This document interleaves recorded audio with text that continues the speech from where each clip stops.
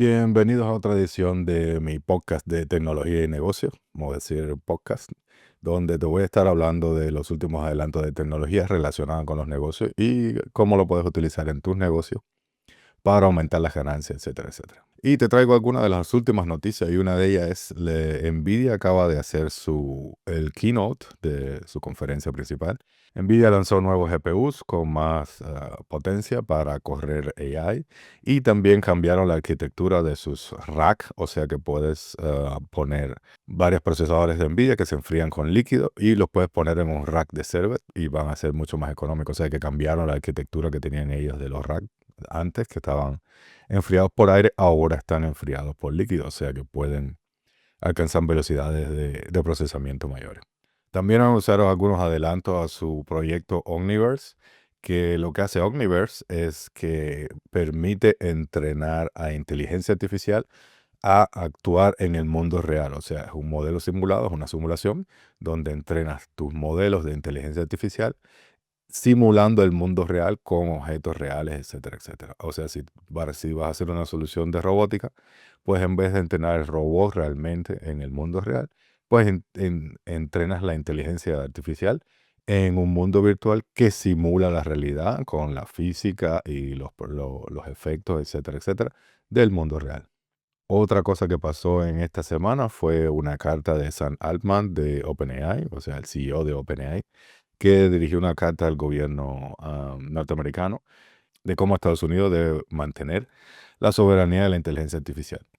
Bueno, este tema yo lo toqué un poco antes de cuando salió DeepSeek, y realmente lo que dije es que, bueno, ellos tienen un paper, hasta ahora no ha llegado a mi conocimiento que ninguna compañía haya replicado el modo de entrenar DeepSeek que ellos describen en el paper.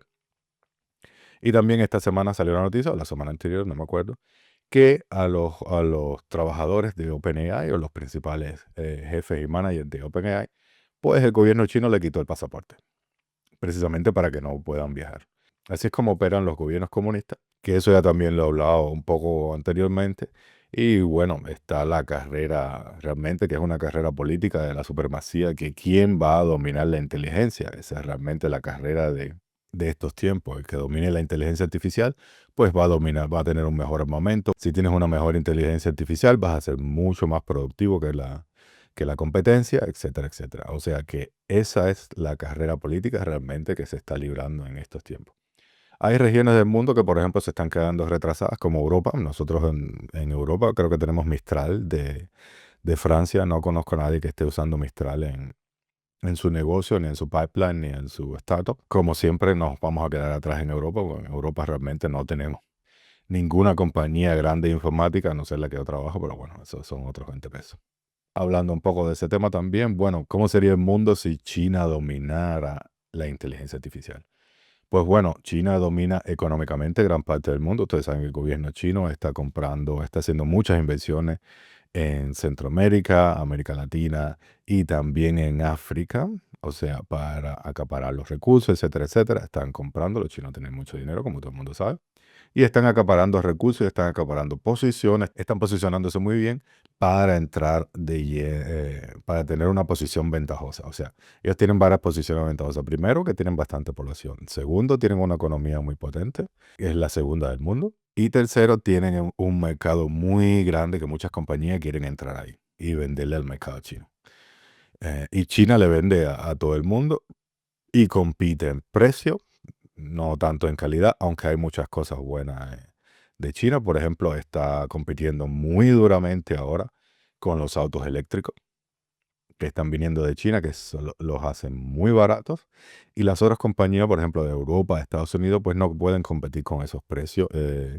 Y la calidad está realmente mejorando y los chinos están innovando en los autos eléctricos. Eso también es un problema para Europa. Por ejemplo, Alemania, una de las industrias más grandes que tiene, es la industria automovilística y se la está viendo negra con China también. También voy a tocar un temita que voy a tocar en un podcast un poco más adelante, que es el tema de cómo va a evolucionar el comercio electrónico en los próximos años.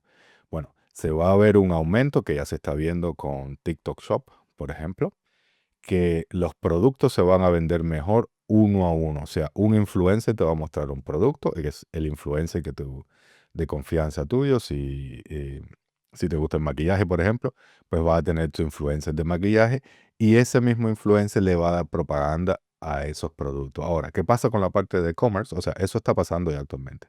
O sea, ¿qué va a pasar con la parte de e-commerce? Pues que ese influencer te va a mandar a un funnel donde vas a tener información sobre ese producto realmente.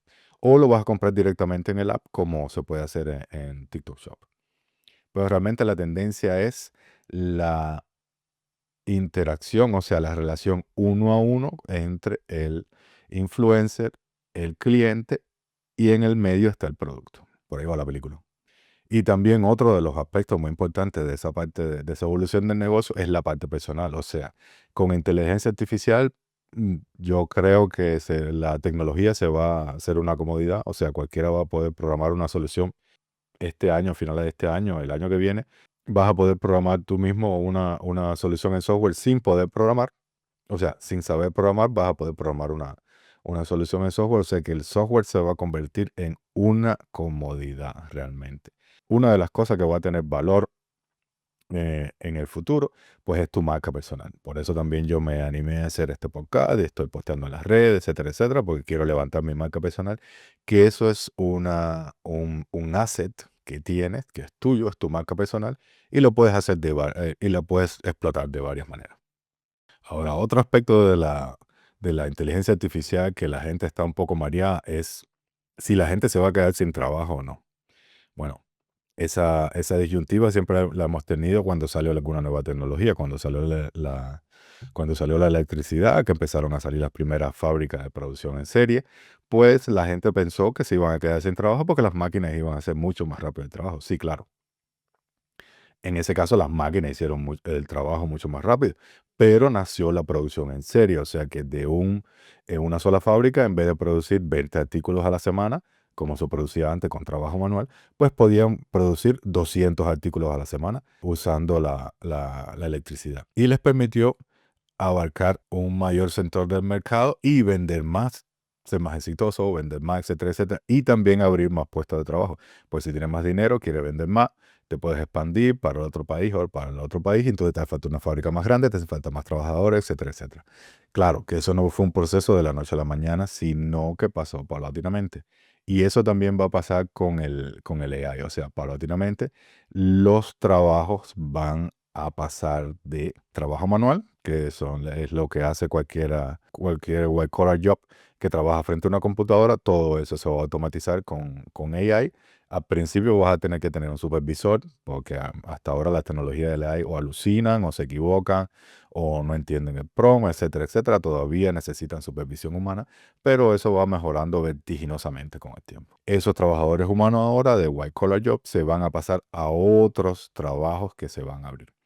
Y también algunos analistas dicen que como la AI va a automatizar muchas cosas y va a aumentar mucho la productividad, pues vamos a entrar en un periodo de abundancia donde vamos a ser capaces de producir mucho, vamos a tener nuevas tecnologías que va a ser mucho más barata, que se van a descubrir con ayuda de AI, etcétera, etcétera. Y va a ser realmente, algunos analistas, digo, piensan que va a ser un periodo de abundancia y que se van a resolver muchos problemas que ahora aquejan al mundo, la pobreza, la salud, etcétera, etcétera. Eso va a mejorar muchísimo.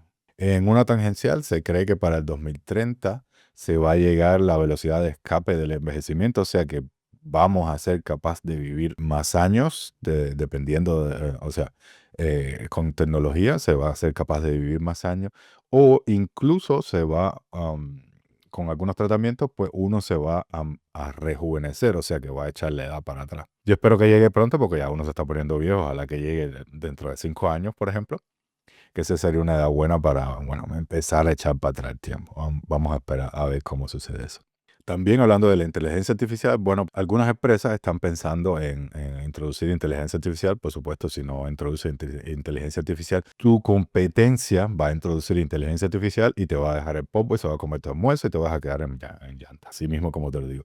Si no empiezas ahora a pensar cómo vas a introducir inteligencia artificial en tu negocio, pues la competencia tuya sí lo va a hacer y te va a comer tu almuerzo. O sea, no hay ninguna industria que esté segura con la inteligencia artificial. O sea, todo va a cambiar con la inteligencia artificial.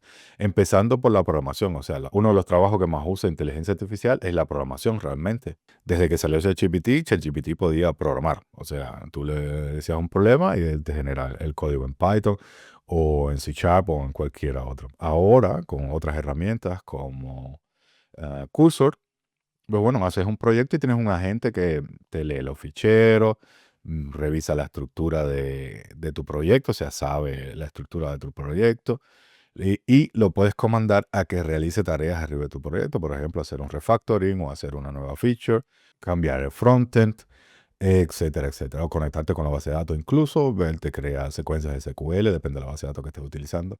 Eso lo hace actualmente. Ahora, el radio de acierto depende de cómo se frontea, que eso también que hay que aprenderlo, hay que saber los pitfalls que tienen estos modelos y hay que saberlos frontear. O sea, ahora en mi experiencia, pues tiene un acertamiento del 60%. O sea, el 60% de las veces hace las cosas que yo le pido y es realmente como yo se las digo que la haga. Hay el 40% de las veces que las hace de otra manera. Eso también es muy subjetivo. Yo tengo mi manera de programar, el AI tiene su manera de programar, pero se puede converger en un notable aumento de la velocidad y la productividad. Hay cosas que yo he hecho en estas últimas semanas que no me atrevería a hacerlo solo realmente por ejemplo, por no empezar con el boilerplate o por tener muy poco conocimiento de esa tecnología y primero tenía que leerme 3 libros para empezar, pues ahora no, pues ahora más o menos con las nociones de programación que yo tengo, pues le puedo decir, bueno, empieza un proyecto, por ejemplo, en Unity, que yo me sé el básico de la programación de juegos, pero con el cursor, pues yo puedo programar un juego arriba de Unity, que eso no lo podía hacer antes, o sea, sí lo podía hacer, pero me tendría que demorar 3 veces, por ejemplo, para llegar al progreso que yo hice en estos últimos días, y estoy hablando de días. Me he sentado 2, 3 días, algunas horas, trasteando el Unity con Cursor, y lo bueno que tiene es que Cursor sabe Unity, yo sé lo que yo quiero hacer y tengo nociones de cómo se programa un juego. O sea, que eso se puede hacer. Y eso se va a hacer un poco mucho más fácil, o sea, la curva de aprendizaje va a ser mucho más fácil y va a llegar un momento que no vas a tener que saber programar, porque el AI lo va a hacer todo por ti. A ponerte la conexión a la base de datos, te va a hacer el frontend, te va a hacer todo el pipeline de deployment, te va a hacer los tests, incluso te va a hacer el soporte de tus clientes, te va a ayudar con el marketing, etcétera, etcétera. Eso va a pasar. Incluso algunos analistas y venture capital dicen que en los próximos años va a haber empresas que van a generar $1 billón y van a ser de una persona y el resto va a ser AI. O sea, todos sus trabajadores van a ser AI. Y hablando de trabajadores AI, eso también va a ser un cambio que va a empezar a ocurrir, que van a haber empresas que van a tener trabajadores humanos y trabajadores AI, y cada trabajador AI va a tener 4 o 5 agentes que le van a ayudar en su trabajo. Incluso OpenAI va a empezar a vender agentes especializados en algunas materias, como por ejemplo al nivel de un PhD en biología o química o física, pues los van a empezar a vender a negocio y va a costar más alrededor de $20,000 al mes tener uno de estos agentes. O sea que ya de ser un modelo general, OpenAI lo que está haciendo ahora es se está especializando en hacer agentes para verticales. Eso es lo que está haciendo OpenAI y los van a vender a los negocios o a las instituciones que los compren en alrededor de 20,000 al mes.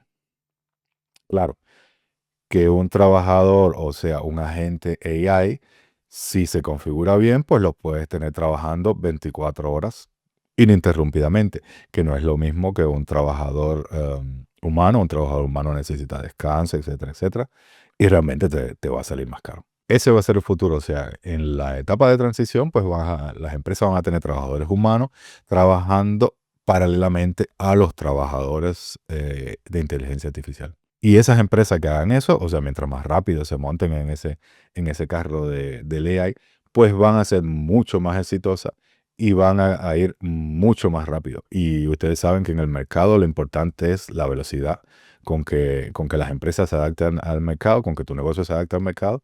Si tu empresa tiene una velocidad buena, pues tienes todas las de ganar. Y con el AI, pues aumenta mucho la velocidad de tu empresa. Siempre te lo repito, si no estás pensando cómo introducir AI en tu empresa, pues estás tarde.